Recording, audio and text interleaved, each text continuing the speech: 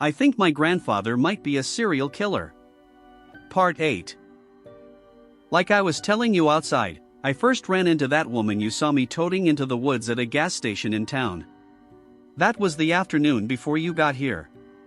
Bear in mind I'm trying to focus in on the past few days and wait to tell you all the rest when I can show you things as well, but there are some things I need to explain as we go so it will make more sense. For instance, how I can tell an outsider, that's what I call them for reasons that will be clearer in time, from a normal person. When I bit out Sock's throat, I must have swallowed close to a quart of his blood in the process.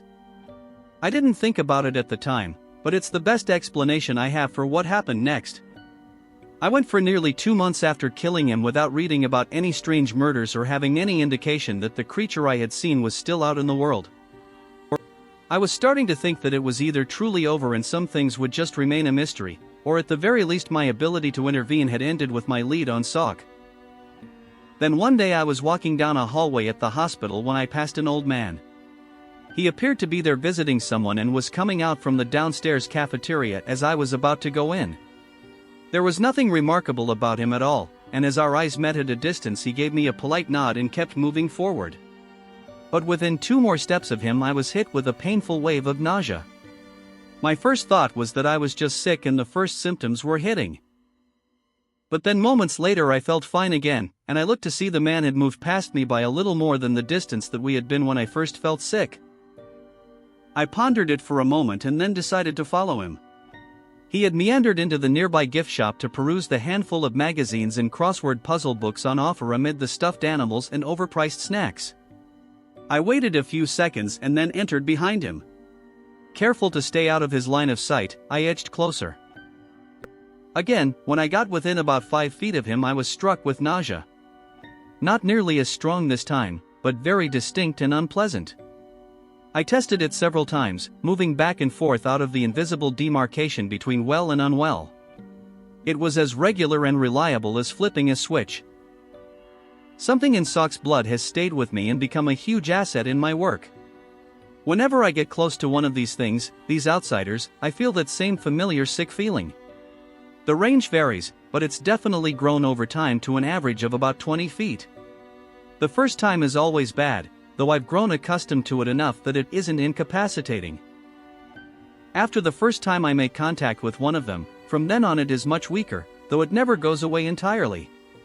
And the feeling is unique to that particular outsider.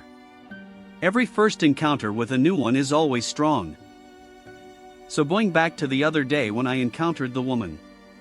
I was picking up some candy in the gas station, debating on whether I wanted to just eat junk food that night or actually get some kind of substantial dinner, and that woman walked past me on the next aisle over.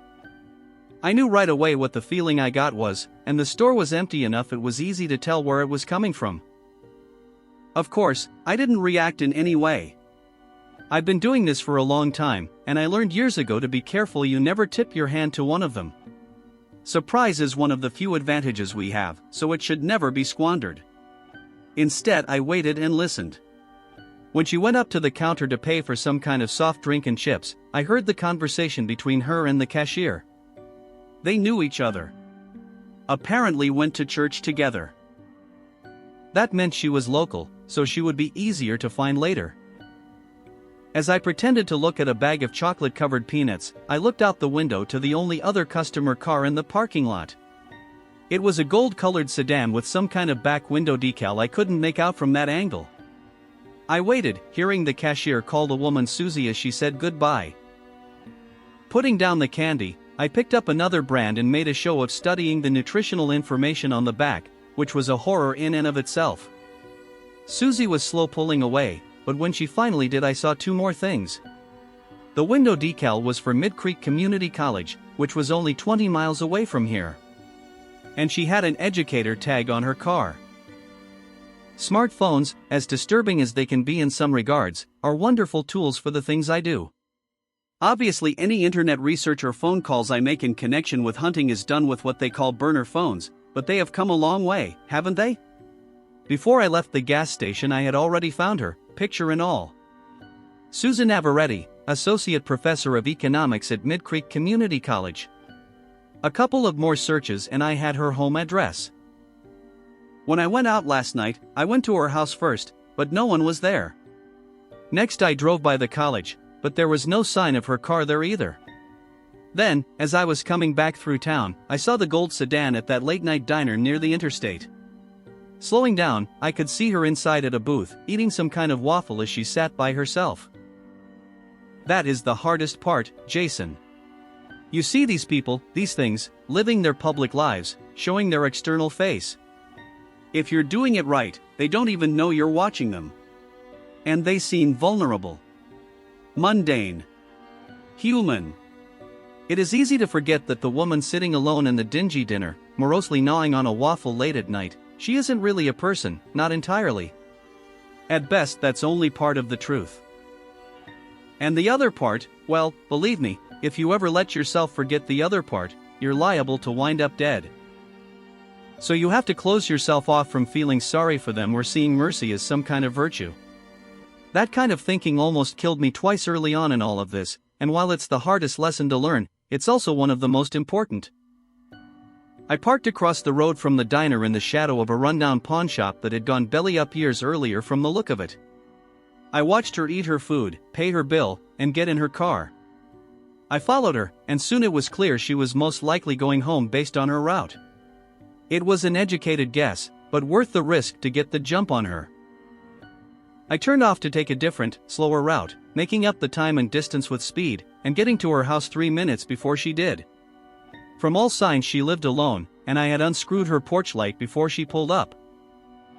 As she was reaching into her purse for her house keys, I stepped out, slamming the syringe into her neck and pushing in the mixture it contained all within a couple of seconds.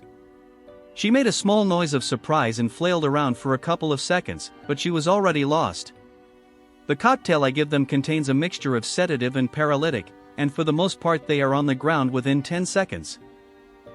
The trick is managing the dosage and judging how much time you have. The right dose is enough to put a normal person into a coma or respiratory failure, but an outsider will push through it and come to in around an hour.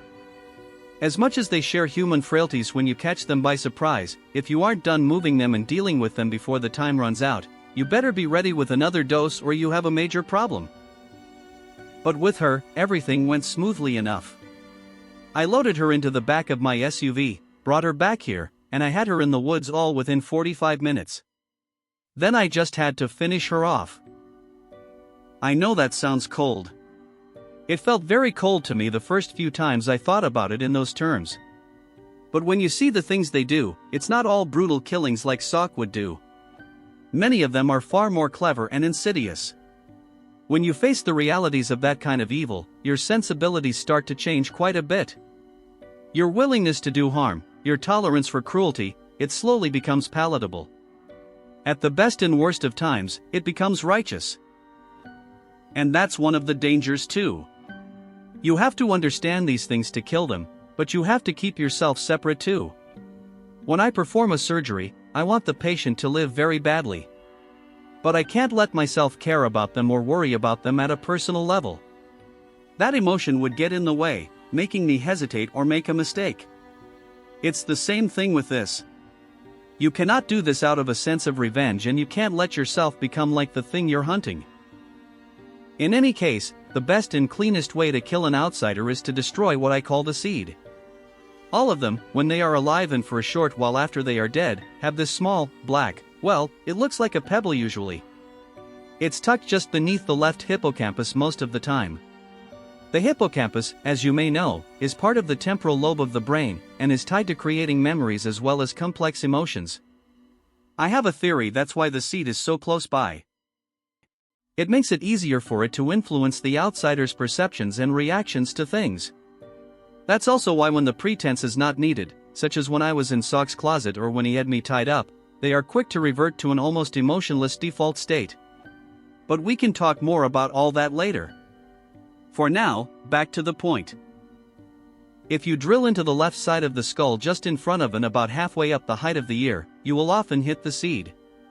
It may take 3 or 4 tries, but a moderately powerful cordless drill works just fine with some weight applied to pushing it in, and assuming you have a long enough drill bit, of course. The seed itself is fairly fragile, and when the bit hits it, it will shatter. Then something remarkable happens. There's a low vibration that you can feel in the air. It reminds me of the rumble hum you feel in a subway station sometimes, and then the body is just gone. More accurately, it collapses in on itself like some kind of dying star, but it is too fast to see with the naked eye. I've managed to catch some evidence of it on special cameras, but for reasons that will be explained, that's a difficult process in and of itself.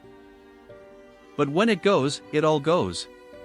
The body, the clothing it was wearing, and anything else that is inorganic and on it or inside of it. I've taken to leaving the drill in when I hit the seed, as it removes the need for me to dispose of a bloody tool later. Even the blood from the drilling, if it is still physically connected to the body, will all go away. That's why I make sure to drill through a folded-up towel. If I keep pressure on and do it quickly enough, I can finish with no trace of the person ever being there at all. That being said, my grandfather stopped, his face looking concerned and angry as he looked out the window. We were in the living room now, and as I turned to look outside, I saw a pickup truck flying up the road to the house. It was hard to see at that distance and speed, but it looked like several people were in the bed of the truck, all of them wearing hoodies and masks. Shit. My grandfather was standing up, his face hard. Apparently someone at the sheriff's office is part of the house and figured out who you were talking about when you said I had a woman last night. I was standing myself now, looking between the road and my grandfather, feeling more and more bewildered. The house? What? My grandfather shook his head. The House of the Claw. It's a cult. They're human but very deadly. No time to explain now. We running or killing? Your call. I could barely breathe. Running? He nodded, reaching under the chair he had been sitting in to pull out a semi-automatic pistol. Fair enough. Stay close to me and don't stop unless I say so. We're going for my truck. Now go. This little series is the most I've read in months. Keep it coming. God damn it, OP. All you had to do was listen to your grandfather and let him explain rather than be rash and call the police. Now it's fight or flight. Badass grandpa. He is the Morty of this world and his grandpa is epic like Rick. Way to fuck things up, OP.